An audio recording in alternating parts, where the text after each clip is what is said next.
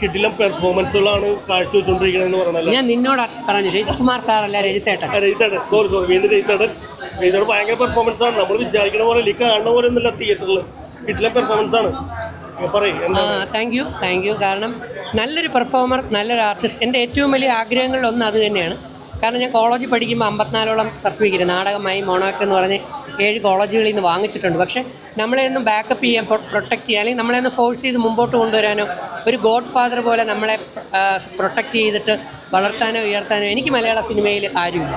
ഞാൻ ഒറ്റയ്ക്ക് ദൈവാനുഗ്രഹത്തോടെ നല്ല മനുഷ്യരുടെയും നിങ്ങളെപ്പോലെയുള്ളവരുടെയൊക്കെ പലരുടെയും സഹായത്തോടെ മാടുപോലെ പണി ചെയ്താണ് ഇപ്പോൾ 37ാമത്തെ പടം. അല്ല, തീർച്ചയായിട്ടും അതാണ്. നമ്മൾ നന്നായി ചെയ്തിട്ടുണ്ടെങ്കിൽ നിങ്ങൾ പ്രൊമോട്ട് ചെയ്യും. നമ്മൾ ചെയ്യാതെ നിങ്ങൾ പ്രൊമോട്ട് ചെയ്താൽ ആൾക്കാർ നിങ്ങളെയല്ലേ കല്ലറിയുന്നത്. അപ്പോൾ അതുകൊണ്ട് ഞാൻ ഹാപ്പിയാണ് എൻ്റെ പെർഫോമൻസിൽ. കുറേ കൂടെ സീൻസ് ഉണ്ടായിരുന്നേ കൊള്ളാം. അത് അത്യാർത്ഥിയാണ്.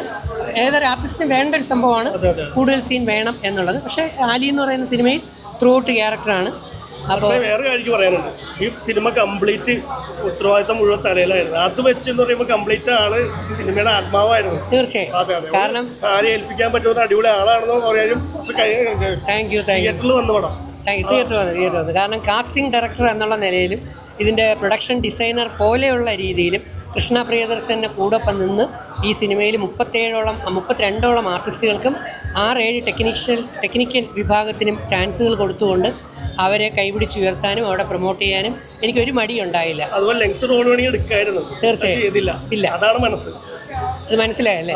അപ്പോൾ തീർച്ചയായിട്ടും. കാരണം നമ്മൾ എന്നെയൊക്കെ സംബന്ധിച്ച് ഞാൻ സെൽഫിഷ് അല്ല.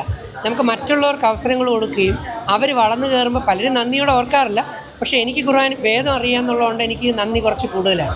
അപ്പോൾ കൃഷ്ണ കഴിഞ്ഞ പടം ശ്രീലങ്കൻ സുന്ദരി ഇൻ അബുദാബി എന്ന് പറയുന്ന സിനിമയിൽ എനിക്ക് ഒറ്റ സീനേ ഉണ്ടായിരുന്നുള്ളൂ. അനൂപ് മേനോൻ ചേട്ടനോട് വലിയൊരു സീനായിരുന്നു.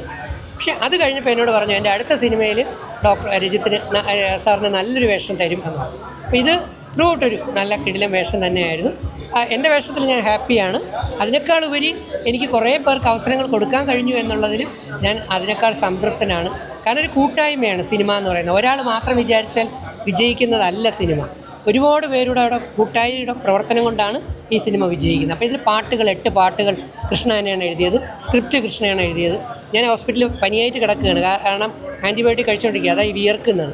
എന്നിട്ട് ഞാൻ ഈ വന്നത് എന്തുകൊണ്ടാണെന്ന് വെച്ചാൽ എൻ്റെ പടം ലാസ്റ്റിൽ എൻ്റെ പടം തന്നെയാണ്.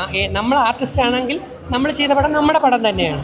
അപ്പോൾ ആ പടം ജനങ്ങളിലേക്ക് എത്തിക്കാൻ ലാസ്റ്റ് മൊമെൻറ്റ് വരെ ഞാൻ പ്രൊമോഷൻ സഹിതം കൊടുത്ത് പ്രവർത്തിക്കാറുണ്ട്. അപ്പോൾ ആലുവ നജാദ് ഹോസ്പിറ്റലിലെ ഡോക്ടറെ കൺസൾട്ടേഷനാണ്. നാളെ ഡോക്ടറെ കണ്ടിട്ടേ പുറത്തിറങ്ങാവുന്നു. കാരണം എനിക്ക് ന്യൂമോണിയയാണ്, വെച്ചാൽ വൈറൽ ന്യൂമോണിയ. പക്ഷേ അതെന്ന് വെച്ചാൽ എനിക്ക് പാലക്കാട് നെല്ലിയാമ്പതിയിൽ ഷൂട്ടുണ്ടായിരുന്നു. മഞ്ഞും മഴയും പെയ്ത് ഞാൻ കുറേ നനഞ്ഞിട്ട് മൊത്തത്തിൽ അടിച്ചതാണ്.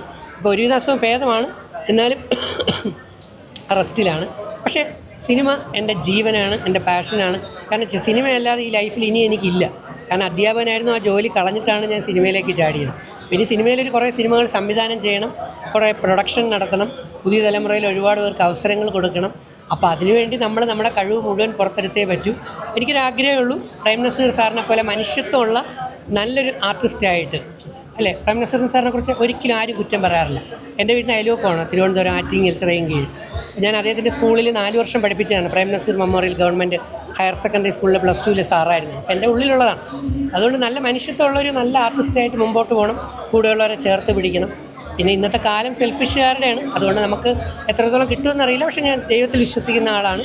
ഞാൻ ആർക്കും ദോഷം ചെയ്യാറില്ല. അതുകൊണ്ട് ആലി സിനിമ ഓണത്തിനൊരു നല്ല പടം തന്നെയാണ്. കൃഷ്ണ പ്രിയദർശൻ്റെ കിരീടത്തിൽ ഒരു വലിയൊരു പൊൻതൂവൽ തന്നെയാണ് ആലി എന്ന് പറയുന്ന സിനിമ.